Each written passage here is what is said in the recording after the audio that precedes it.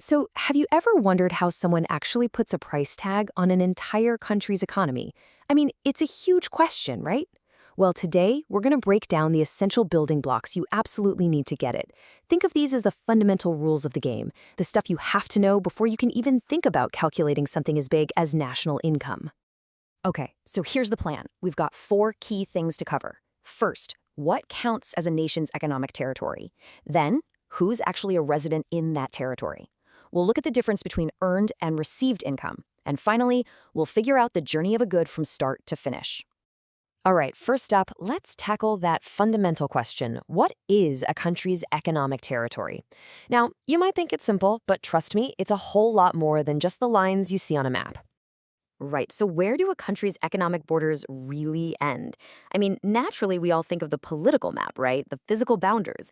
But when you're talking economics, those borders get, well, a lot more interesting. Okay, so the starting point, yeah, it's what we call the political frontiers. Basically, the geographical area where people, money, and goods can zip around freely. But, and this is a big but, for calculating something like national income, this is just page one. So to get that full picture, economists actually add 7 more things on top of that basic map. And these are the things that really stretch a country's economic reach way beyond its physical borders.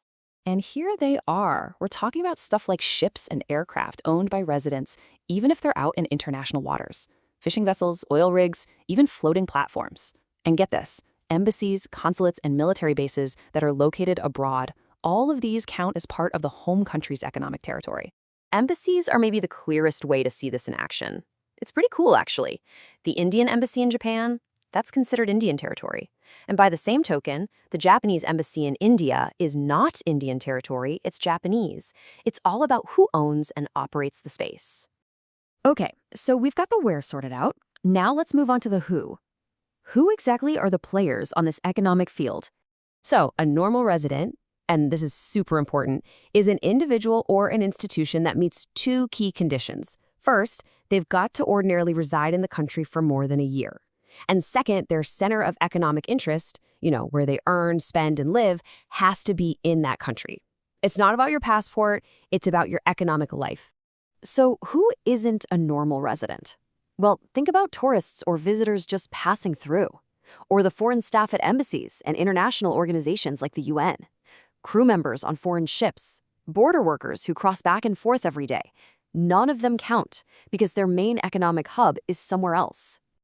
All right, we've got the territory and the people. Now let's talk money. Because when we're talking about national income, you gotta know that not all money is created equal. Economists actually split it into 2 very distinct categories. And this is the big divide. You have factor income and you have transfer income. Think of factor income as earned. It's a two-way street. You provide a service, your work, your land, whatever, and you get paid for it. But transfer income, that's just received. It's a one-way street. Think of a gift or a pension. You didn't provide a direct service for that specific payment. And this difference is absolutely critical. When we go to calculate national income, we only include factor income. Why? Well, because things like wages, rent, and profit are tied directly to creating something of value. Transfer income, like a scholarship or pocket money, is just moving existing money around. It doesn't represent new production. Okay, we've done territory, people, and money. Time for our last building block, the actual stuff, the goods. How do we classify all the things in an economy, from a machine to a carton of milk? And here's the golden rule, the one thing you have to remember. A good is defined by its end use, not by its name. It's not what it is, but how it's used. So basically, any good can go down one of 2 paths. Path 1, it's an intermediate good. That means it's bought to be resold or used up to make something else within the same year. Path 2, it's a final good. It's been bought for its final purpose, either by a consumer or as an investment. So let's put this to the test. A carton of milk, is it an intermediate good or a final good? What do you think? Well, the answer is, it depends. And this illustrates it perfectly. Let's say a tea seller, Dali Chaiwala, buys milk. He's using it to make and sell tea, right? So for him, that milk is an intermediate good.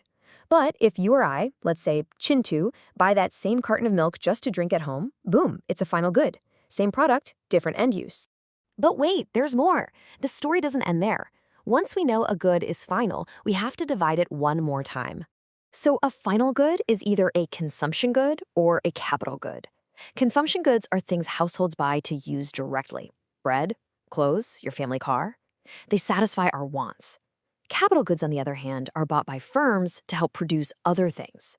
Think machinery in a factory, a computer in an office, or even a car used as a taxi. And we can break it down even further. Those consumption goods come in 4 flavors.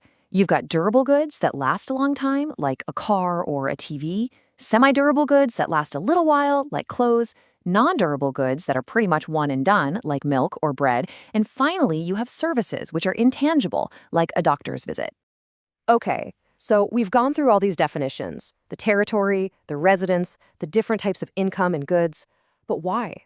Why does all this matter? What's the big picture? Here it is, the big takeaway. It's all about avoiding something called double counting. To measure national income accurately, we only include the value of final goods and services, and we only include factor income.